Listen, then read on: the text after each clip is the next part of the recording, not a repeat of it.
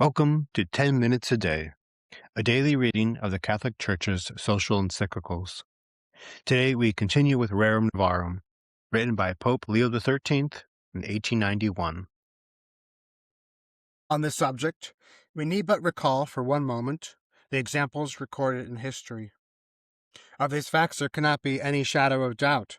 For instance, that civil society was renovated in every part by Christian institutions, that in the strength of that renewal the human race was lifted up to better things, nay, that it was brought back from death to life, and to so excellent a life that nothing more perfect had been known before, or will come to be known in the ages that have yet to be.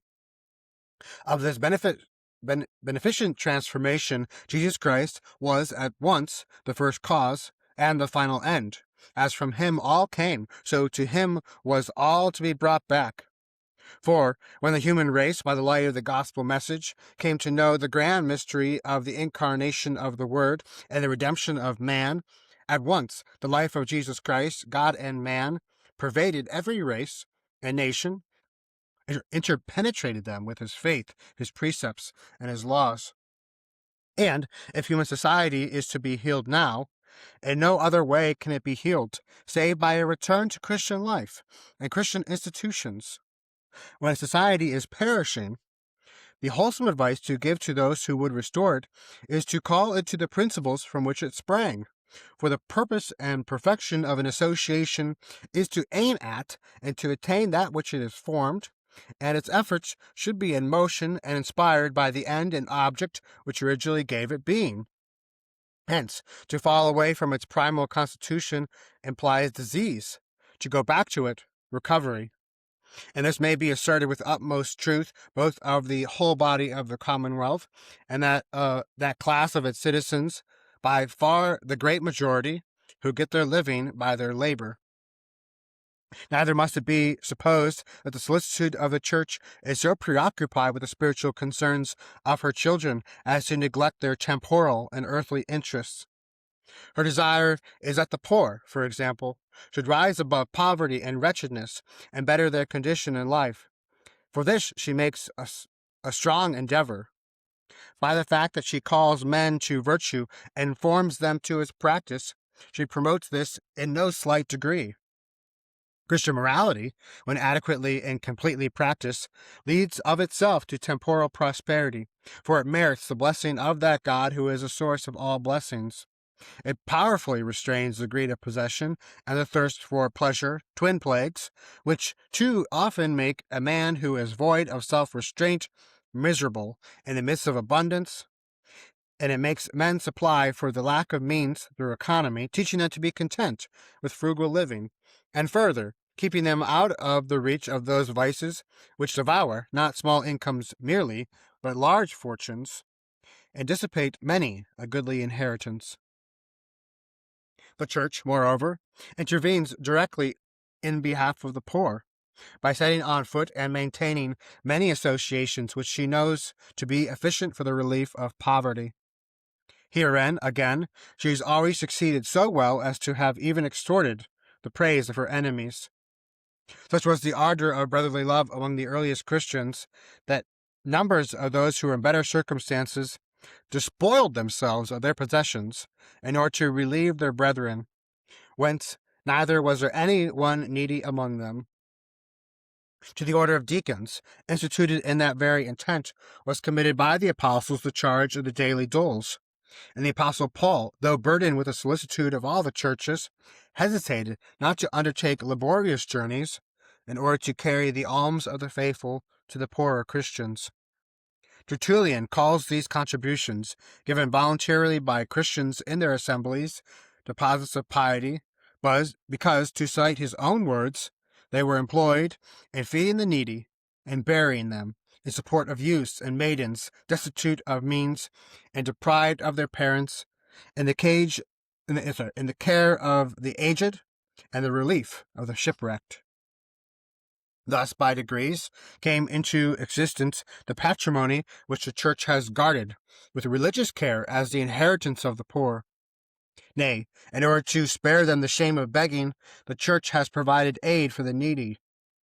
The common mother of rich and poor has aroused everyone the heroism of charity, and has established congregations of religious and many other useful institutions for help and mercy, so that hardly any kind of suffering could exist which was not afforded relief.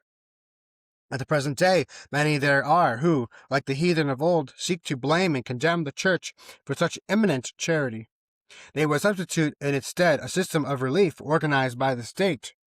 But no human expedients ever will make up for the devotedness and self-sacrifice of Christian charity. Charity, as a virtue, pertains to the Church, for virtue it is not unless it be drawn from the most sacred heart of Jesus Christ, and whosoever turns his back on the Church cannot be near to Christ. It cannot, however, be doubted that to attain the purpose we are treating of, not only the Church, but all human agencies must concur. All who are concerned in the matter should be of one mind, and according to their ability act together. It is with this, as with Providence that governs the world, the results of causes do not usually take place, save where all the causes cooperate. It is sufficient, therefore, to inquire what part the state should play in the work of remedy and relief.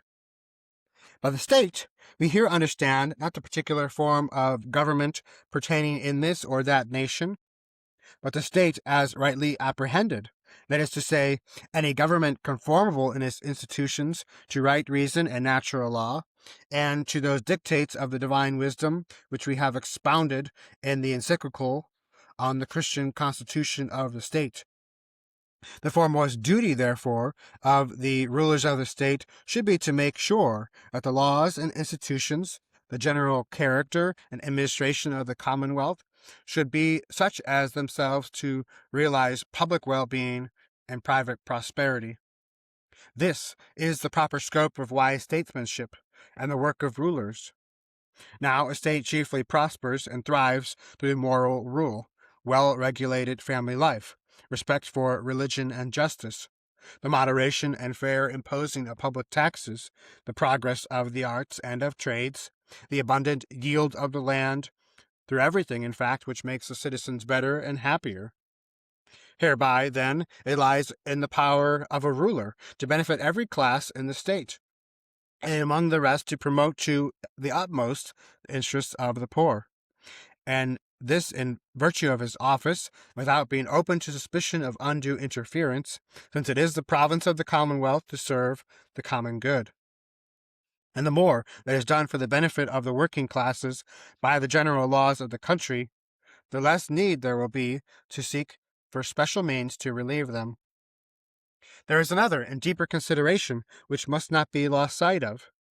As regards the state, the interests of all, whether high or low, are equal. The members of the working classes are citizens by nature, and by that same right as the rich are real parts, living the life which makes up, through the family, the body of the commonwealth. And it need hardly be said that they are in every city, very largely in the majority. It would be irrational to neglect one portion of the citizens in favor of another, and therefore the public administration must duly and solicitously provide for the welfare and the comfort of the working classes.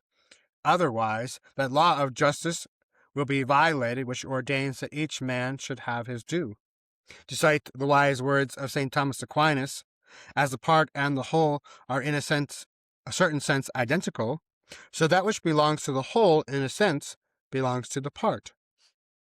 Among the many and grave duties of rulers who would do their best for the people, the first and chief is to act with strict justice, with that justice which is called distributive, toward each and every class alike. But although all citizens, without exception, can and ought to contribute to that common good, in which individuals share so advantageously to themselves, it should not be supposed yet that all can contribute in the like way and to the same extent. No matter what changes may occur in forms of government, there will ever be differences and inequality of condition in the state. Society cannot exist or be conceived of without them. There must be some who devote themselves to the work of the commonwealth, who make the laws or administer justice, or whose advice and authority govern the nation in times of peace and defend it in war. Such men clearly occupy the foremost place in the state and should be held in highest estimation, for their work concerns most nearly and effectively the general interests of the community.